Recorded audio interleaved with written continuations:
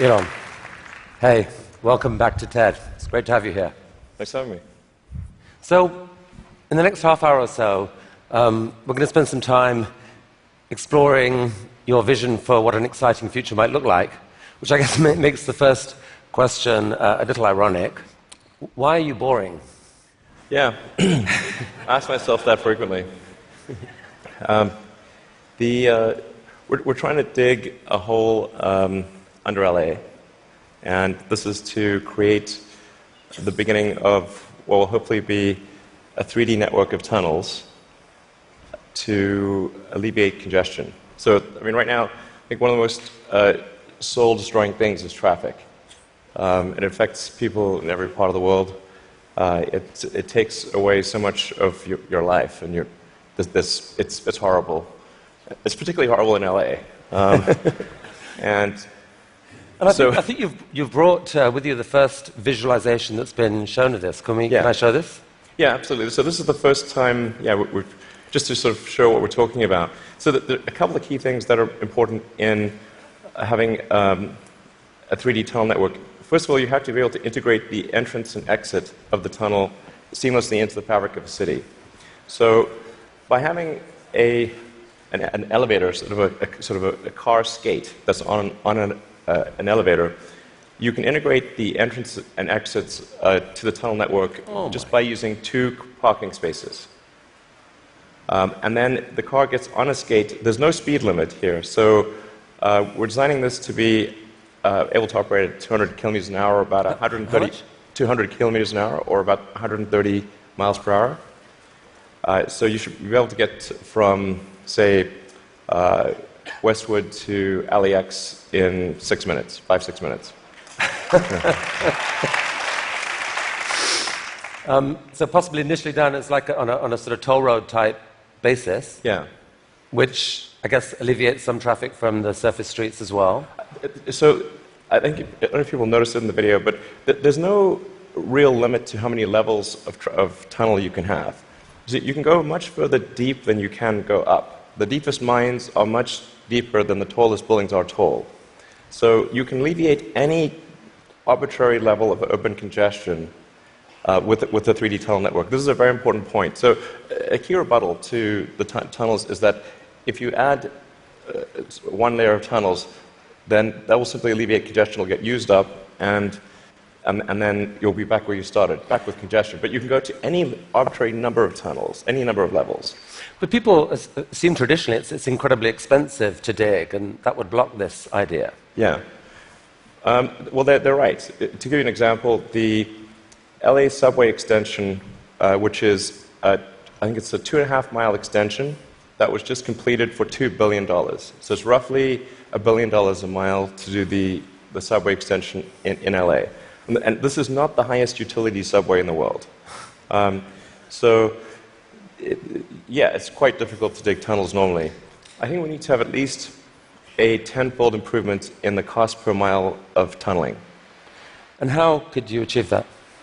I guess, actually, if you just do 2 things, you can get to approximately an order of magnitude improvement, and I don't think you can go beyond that.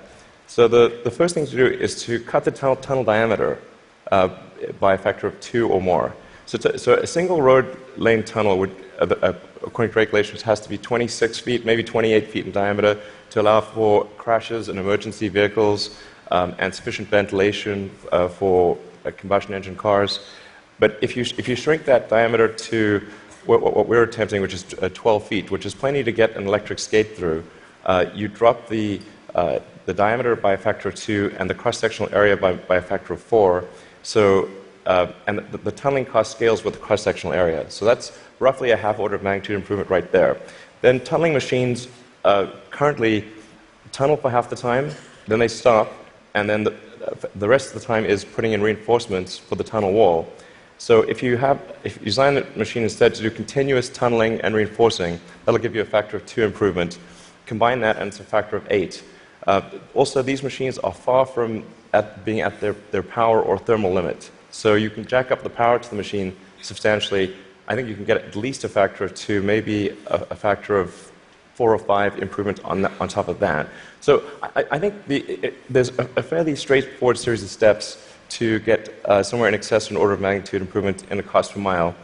Our target actually is we've got a pet snail called Gary. This is from Gary the snail from South Park. I mean, sorry, SpongeBob SquarePants. So Gary is capable currently he's capable of going 14 times faster than a tunnel boring machine. Okay. You want to beat Gary? We want to beat Gary. Yeah. He's not a patient little fellow, and we want that will be victory. Victory is beating the snail. But a lot of people dreaming about future cities, they imagine that actually the solution is sort of flying cars, drones, etc. You go above ground. Why isn't that a better solution? You save all that tunneling cost. Right. I'm in favor of flying things. Obviously, I do rockets, so I like things that fly. This is not some inherent bias against flying things, but there is a challenge with flying cars in that they'll be quite noisy. The wind force generated will be very high. Let's just say that if something's flying over your head, if there are a whole bunch of flying cars going all over the place, that is not an anxiety-reducing situation. You don't think to yourself, well, I feel better about today. You're thinking, like, did they service their hubcap? Or is it going to come off and guillotine me as they're flying past?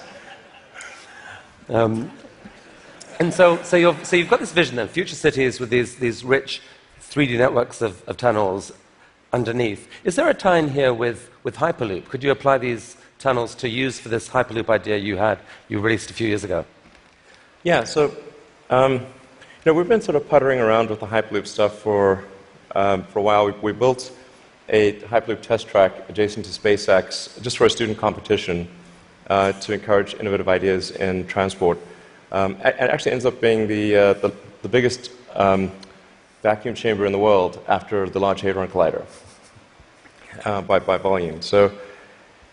It was sort of quite fun to do that, but it was kind of a hobby thing. And then we think we might. So we developed a little pusher car to push the student pods, but we're going to try seeing how fast we can make the pusher go if it's not pushing something. Huh. So, I mean, like, so cautiously optimistic we'll be able to be faster than the world's fastest bullet train, even in a 0.8 mile stretch. Whoa. Good brakes. Yeah. I mean, it's either going to smash into tiny pieces or. But you can picture then a Hyperloop in a tunnel, yes, running quite long distances. Exactly. So in looking at tunneling technology, it turns out that in order to make a tunnel, you have to, in order to seal against the water table, you've got to typically design a tunnel wall to be a good to about 5 or 6 atmospheres. So to go to vacuum is only 1 atmosphere, or near vacuum. So actually, it sort of turns out that automatically, if you build a tunnel that is good enough to resist the water table, it is automatically capable of holding vacuum. Huh. So, yeah. And so you can actually picture this, like what kind of length tunnel is in Elon's future to running Hyperloop? Yeah, I think there's no real length limit. You could dig as much as you want. I think if you were to do something like a DC to New York Hyperloop, I think you'd probably want to go underground the entire way because it's a high density area.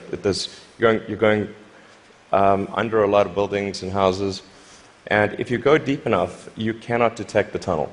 Sometimes people think, well, it's going to be pretty annoying to have a tunnel dug under my house. Like, if that tunnel is dug more than about 3 or 4 tunnel diameters beneath your house, you will not be able to detect it being dug at all.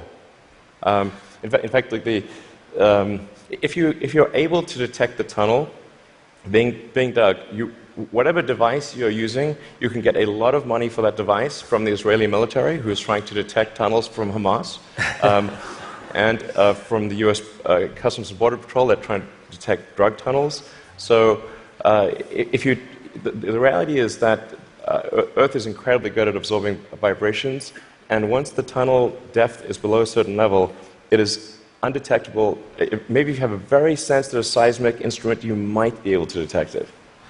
So you've started a new company to do this called The Boring Company. Very nice, very funny. What's funny about that? How much of your time is this? It's maybe 2 or 3%. You've called it a hobby. This is what an Elon Musk hobby looks like. I mean, it really is. Like, we actually, this is basically interns and people doing it part-time. So this is, we bought, some second-hand machinery, and it's kind of puttering along, but it's making good progress. So an even bigger part of your time is being spent on electrifying cars and transport through Tesla. Is one of the motivations for the tunneling project the realization that actually, in a world where cars are electric and where they're self-driving, there may end up being more cars on the roads on any given hour than there are now? Yeah, exactly. A lot of people think that when you make cars autonomous, that they'll be able to go faster and that will alleviate congestion. And to some degree, that will be true. But once you have shared autonomy where it's much cheaper to go by car and you can go point to point, the affordability of going in a car will be better than that of a bus. Like, it will cost less than a bus ticket. So the amount of driving that will occur will be much greater with shared autonomy, and actually traffic will get far worse. I mean, you started Tesla with the goal of persuading the world that electrification was the future of cars. Yes. And a few years ago, people were laughing at you. Now, not so much. I mean... Okay. Well, I mean, I don't know. I don't know. But isn't it true that pretty much every auto manufacturer has announced serious electrification plans for the short to medium term future? Yeah. I think almost every automaker has some electric vehicle program. They vary in seriousness. Some are very serious about transitioning entirely to electric, and some are just dabbling in it. And some, amazingly, are still pursuing fuel cells, but I think that won't last much longer. But isn't there a sense, though, Elon, where you could now just declare victory and say, we did it, let the world electrify, and you go on and focus on other stuff? Yeah. I intend to stay with Tesla as far into the future as I can imagine. And there are a lot of exciting things that we have coming. We've got, obviously, the Model 3 that's coming soon. We'll be unveiling the Tesla semi-truck. And okay, well, we're going to comment to this. So Model 3. So it's supposed to be coming in July-ish. Yeah, it's looking quite good for starting production in July. Yeah. Wow. One of the things that people are so excited about is the fact that it's got autopilot. And you put out this video a while back showing what that technology looked like, or would look like. Yeah. There's obviously autopilot in Model S right now. Yeah. What are we seeing here? Yeah, so this is using only cameras and a GPS. So there's no LiDAR or radar being used here. This is just using passive optical, which is essentially what a person uses. The whole road system is meant to be navigated with passive optical or cameras. And so once you solve cameras or vision, then autonomy is solved. If you don't solve vision, it's not solved. So that's why our focus is so heavily on having a vision neural net that's very effective for road conditions. Right. Many other people are going the LiDAR route. You want cameras plus radar is most of it. You can absolutely be superhuman with just cameras. Like, you could probably do 10 times better than humans with just cameras. So the new cars being sold right now have eight cameras in them. That they can't yet do what that showed. When will they be able to? I think we're still on track for being able to go cross-country from LA to New York by the end of the year, fully autonomous. Okay, so a car, by the end of the year, you're saying someone's going to sit in a Tesla without touching the steering wheel, tap in New York, off it goes, won't have to ever touch the wheel by the end of 2017. Yeah, essentially November or December of this year, we should be able to go from, all the way from a parking lot in California to a parking lot in New York, no controls touched at any point during the entire journey. And amazing. But part of that is possible because you've already got a fleet of Teslas driving all these roads. You're accumulating a huge amount of data of that national road system. Yes. The thing that will be interesting is that I'm actually fairly confident it will be able to do that route even if you change the route dynamically. So like it's fairly easy. If you say I'm going to be really good at one specific route, that's one thing. But it should be able to go really be very good. Certainly, once you enter a highway, to go anywhere on the highway system in a given country. So it's not sort of limited to LA, New York. We could change it and make it Seattle, Florida, that day, or in real time. So you were going from LA to New York, now go from LA to Toronto. So leaving aside regulation for a second, in terms of the technology alone, the time when someone will be able to buy one of your cars and literally just take their hands off the wheel and go to sleep and wake up and find that they've arrived, how far away is that to do that safely? I think that's about 2 years. The real trick of it is not, how do you make it work, say 99.9% of the time? Because if a car crashes, say 1 in 1,000 times, then you're probably still not going to be comfortable falling asleep. That's, you shouldn't be, certainly. But by the same time, it's never going to be perfect. No system is going to be perfect. But if you say it's perhaps, the car is unlikely to crash in 100 lifetimes or 1,000 lifetimes, then people are like, okay, wow, if I would live 1,000 lives, I would still most likely never experience a crash, then that's probably okay. To sleep. Maybe, I guess a big concern of yours is that people may actually get seduced too early to think that this is safe, and that you'll have some horrible incident happen that puts things back.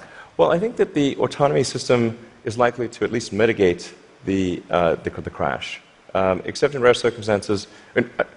The thing to appreciate about vehicle safety is this is probabilistic. Right. So that there's some chance that any time a human driver gets in the car that they will have an accident. That is their fault.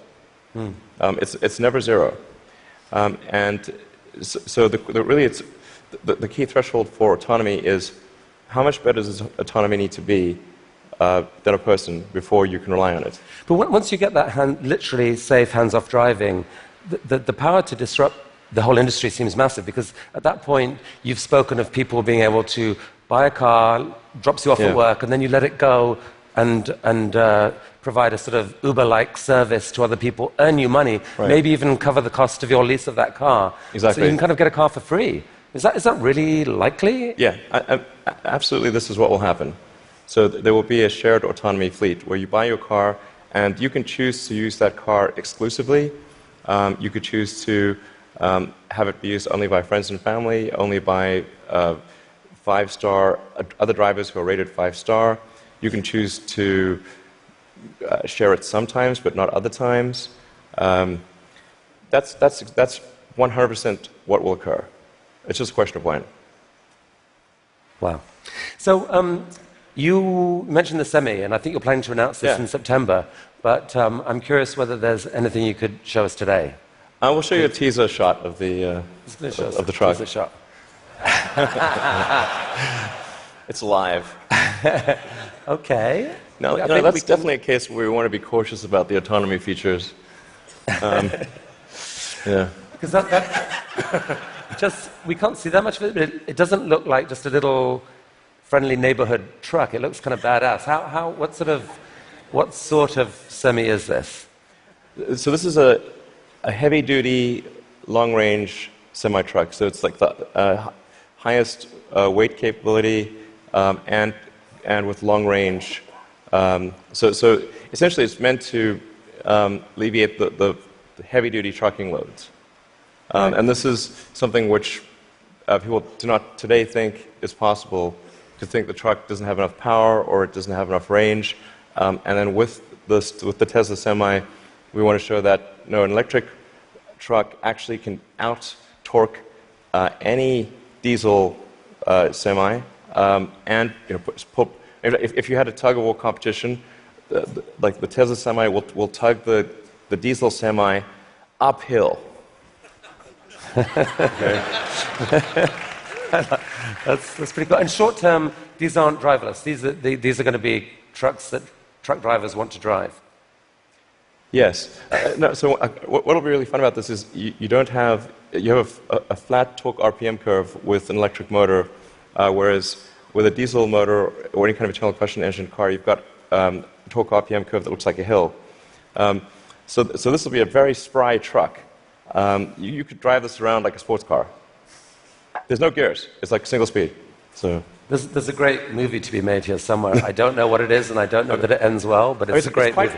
I mean, it's quite bizarre test driving when I was driving the test prototype for this truck. It's really weird because you're driving around and you're so nimble, and you're in this giant truck. Wait, you've already driven a prototype? I drove it around the parking lot, and I was like, this is crazy. Wow. This is not vaporware. This is like wow. Driving this giant truck and sort of making these mad maneuvers. That's cool. Okay, from a really badass picture to a kind of less badass picture, this is just a cute house from Desperate Housewives or something. What on earth is going on here? Well, this illustrates the picture of the future that I think is how things will evolve. You've got an electric car in the driveway. If you look in between the electric car and the house, there are actually 3 power walls stacked up against the side of the house, and then that house roof is a solar roof. So that's an actual solar glass roof. Okay, so that's a picture of a real. Admittedly, it's a real fake house. That's a real fake house. So these roof tiles, some of them have in them basically solar power, the ability to. Yeah, so the solar glass tiles where you can adjust the texture and the color at a very fine-grained level, and then there's sort of micro louvers in the glass, such that when you're looking at the roof from street level or close to street level, all the tiles look the same whether there is a solar panel behind it or a solar cell behind it or not. So you have an even color from the ground level. If you were to look at it from a helicopter, you would be actually able to look through and see that some of the glass tiles have a solar cell behind them and some do not. Right. You put them in the ones that are likely to see a lot of sun. Yes. And that makes these roofs super affordable, right? They're not that much more expensive than just tiling the roof. Yeah. We're very confident that the cost of the roof plus the cost of electricity, that a solar glass roof will be less than the cost of a normal roof plus the cost of electricity. So in other words, this will be economically a no-brainer. We think it will look great, and it will last. I mean, we thought about like having the warranty be infinity, but then people thought, well, that might sound like we were just talking rubbish. But actually, this is toughened glass. Like well after the house has collapsed, and there's nothing there, the roof will the glass tiles will still be there. Okay, so I think you're rolling. This is cool. So you're rolling this out in a couple weeks' time, I think, with four different roofing types. Yeah, we're starting off with two initially, and then the second 2 will be introduced early next year. And what's the scale of ambition here? How many houses do you believe could end up having this type of roofing? I mean, I think eventually almost all houses will have a solar roof. Now the thing is to consider the time scale here to be probably on the order of 40 or 50 years. So on average, a roof is replaced every 20 to 25 years. So, but you don't start replacing all roofs immediately. But eventually, if you say were to fast forward to, say, 15 years from now, it will be unusual to have a roof that does not have solar. Is there a mental model thing that people don't get here that there's been, because of the shift in the sort of cost economics of solar power, that like most houses actually have enough sunlight on their roof pretty much to power all of their needs. If you could capture the power, it could pretty much power all their needs, right? You could go off grid, kind of. Yeah, it depends on where you are and what the house size is relative to the roof area. But yeah, it's a fair statement to say that most houses in the US have enough roof area to power all the needs of the house. Okay, so the key to the economics of the cars, the semi, of these houses is the falling price of lithium-ion batteries, which you've made a huge bet on as Tesla. In many ways, that's almost the core competency. And you've decided that to really own that competency, you just have to build the world's largest manufacturing plant and kind of double the world's supply of lithium-ion batteries. Yeah. With this guy. What is this? Yeah, so that's the Gigafactory. The progress so far in the Gigafactory. Eventually, you can sort of roughly see that there's sort of a diamond shape overall. And when it's fully done, it'll look like a giant diamond, or that's the idea behind it. And it's aligned on true north. There's a small detail there. And capable of producing eventually 100 gigawatt hours of batteries a year? 100 gigawatt hours. We think probably more, but yeah. And they're actually being produced right now already here, right? Yeah, we're in production already. You guys put out this video. Yeah. I mean, is that speeded up, or? That's the slowed down version. So how fast does it actually go? Well, when it's running at full speed, you can't actually see the cells without a strobe light. It's just blur. And one of your core ideas, Elon, about what makes an exciting future is a future where we no longer feel guilty about energy. Help us picture this. I mean, how many gigafactories, if you like, does it take to get us there? It's about 100, roughly. It's not 10, it's not 1,000, most likely 100. See, I kind of find this amazing. Like, you can actually picture, if that's right, you can picture what it would take to move the world off this vast fossil fuel thing. It's like you're building one, costs $5 billion, maybe the next one, or whatever, $5 to $10 billion. Yeah. Like, it's kind of cool that you can picture that project. And you're planning to do a Tesla, or at least announce another two this year. I think we'll announce locations for somewhere between 2 and 4 gigafactories later this year. Yeah, probably 4. Whoa. Yeah. Okay. I can't tease. No more teasing from you for here. Like, where? Continent? You can say no. We need to address a global market. Yeah. Okay. This is cool.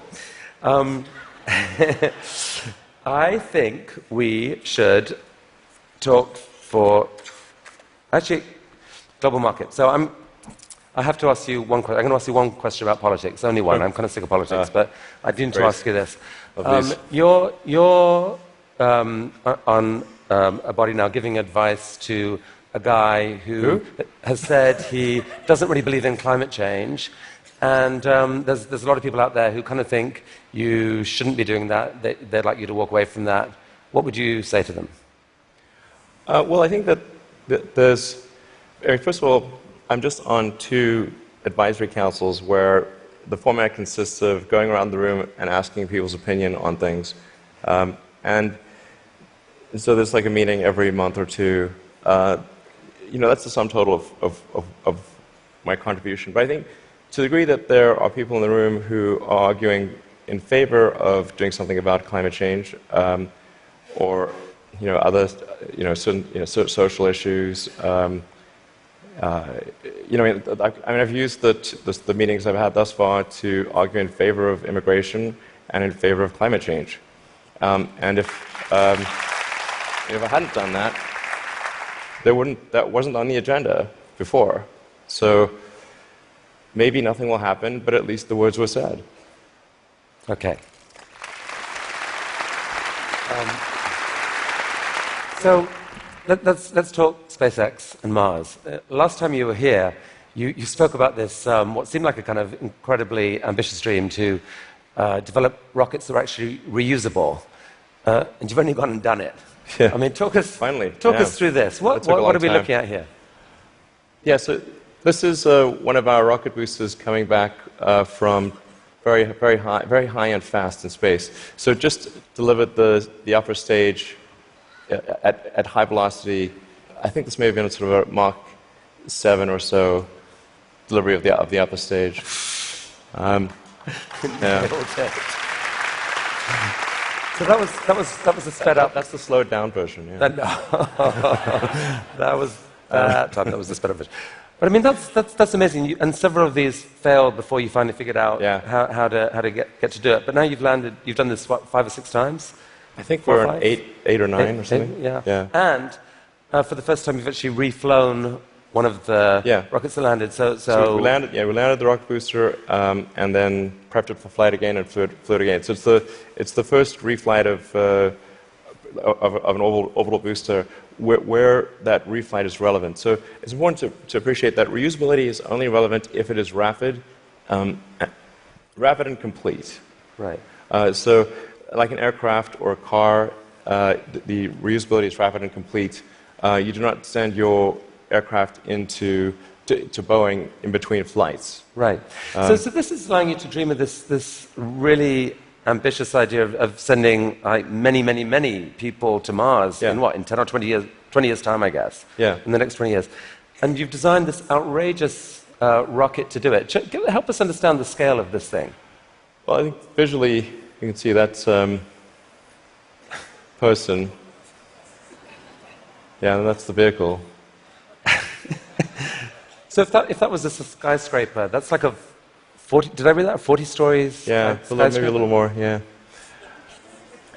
The thrust level of this is really this configuration is about 4 times the thrust of the Saturn V moon rocket. 4 times the thrust of the biggest rocket humanity ever created before. Yeah. Yeah. I mean, as one does. Yeah. I mean, in units of 747, 747 is only about a quarter million pounds of thrust. So there are for every 10 million pounds of thrust, there's 47. So this would be the thrust equivalent of 120 747s, with all engines blazing. And so even with a machine designed to escape Earth's gravity, I think you told me last this thing could actually take a fully loaded 747, people, cargo, everything, into orbit. Exactly. This can take a fully loaded 747 with maximum fuel, maximum passengers, maximum cargo on the 747. This can take it as cargo. So based on this, you presented recently this interplanetary transport system, which is visualized this way. And this is a scene you picture, what, in 30 years' time, 20 years' time? People walking into this rocket. I mean, I'm hopeful it's sort of in the 8 to 10 year time frame. Aspirationally, that's our target. Our internal targets are more aggressive, but I think,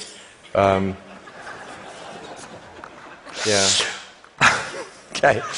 So this vehicle seems quite large, and is large by comparison with other rockets. I think the future spacecraft will make this look like a rowboat. I mean, this is the future spaceships will be truly enormous. Why, Elon? Because why do we need to build a city on Mars with 1 million people on it in your lifetime, which I think is kind of what you've said you'd love to do. Yeah, I think it's important to have a future that is inspiring and appealing. I mean, I just think that there have to be reasons that you get up in the morning and you want to live. Like, why do you want to live? What's the point? What inspires you? What do you love about the future? And if we're not out there, if the future does not include being out there among the stars and being a multi-planet species, I find that it's incredibly depressing if that's not the future that we're going to have.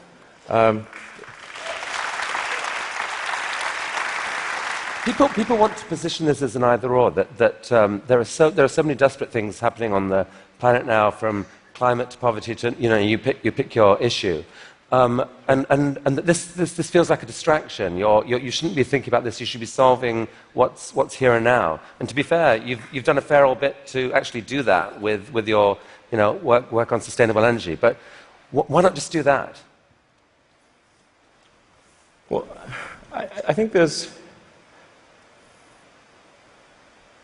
I look at the future from a standpoint of the probabilities. It's like a branching stream of probabilities.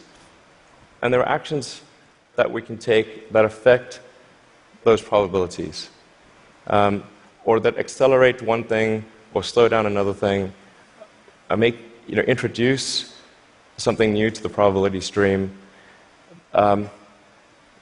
Sustainable energy will happen no matter what. If there was no Tesla, if Tesla never existed, it would have to happen out of necessity. It's tautological. If you don't have sustainable energy, it means you have unsustainable energy. Eventually, you'll run out, and the laws of economics will drive civilization towards sustainable energy inevitably.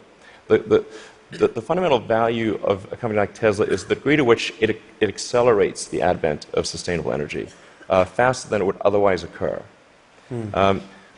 So when I think like what is the fundamental good of a company like Tesla, I would say hopefully it does. If it accelerated that by a decade, potentially more than a decade, that would be quite a good thing to occur. That's what I consider to be the fundamental sort of aspirational good of Tesla.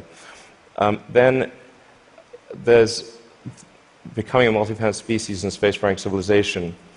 This is not inevitable. It's very important to appreciate this is not inevitable. The sustainable energy future, I think, is largely inevitable, but being a spacefaring civilization is definitely not inevitable. If you look at the progress in space, in 1969 we were able to send somebody to the moon. 1969. Then we had the space shuttle. The space shuttle could only take people to low Earth orbit. Then the space shuttle retired, and the United States could take no one to orbit. So that's the trend. The trend is like down to nothing. This is not. People are mistaken when they think that technology just automatically improves. It does not automatically improve. It only improves if a lot of people work very hard to make it better. And actually, it will, I think, by itself degrade, actually. You look at great civilizations like ancient Egypt, and they're able to make the pyramids, and they forgot how to do that. And the Romans, they built these incredible aqueducts. They forgot how to do it. It almost seems, listening to you and look at the different things you've done, that you've got this unique double motivation on everything that I find so interesting. Which is, one is this desire to work for humanity's long-term good. The other is this desire to do something exciting. And it's often, it feels like you feel like you need the one to drive the other. With Tesla, you want to have sustainable energy, so you make these super sexy, exciting cars to do it. Solar energy, we need to get there, so we need to make these beautiful roofs. We haven't even spoken about your newest thing, which we don't have time to do, but you want to save humanity from bad AI, and so you're going to create this really cool brain-machine interface to give us all infinite memory and telepathy and so forth. And on Mars, it feels like what you're saying is, yeah, we need to save humanity and have a backup plan, but also we need to inspire humanity, and this is a way to inspire. I think the value of beauty and inspiration is very much underrated, no question. But I want to be clear. I'm not trying to be anyone's savior. That is not the... I'm just trying to think about the future and not be sad. Beautiful statement. I think everyone here would agree that it is not... None of this is going to happen inevitably. The fact that in your mind you dream this stuff, you dream stuff that no one else would dare dream, or no one else would be capable of dreaming at the level of complexity that you do. The fact that you do that, Elon Musk, is a really remarkable thing. Thank you for helping us all to dream a bit bigger. You'll tell me if it ever starts getting genuinely insane, right? Thank you. That was really, really fantastic. That was really fantastic. Thanks, guys. Thank you.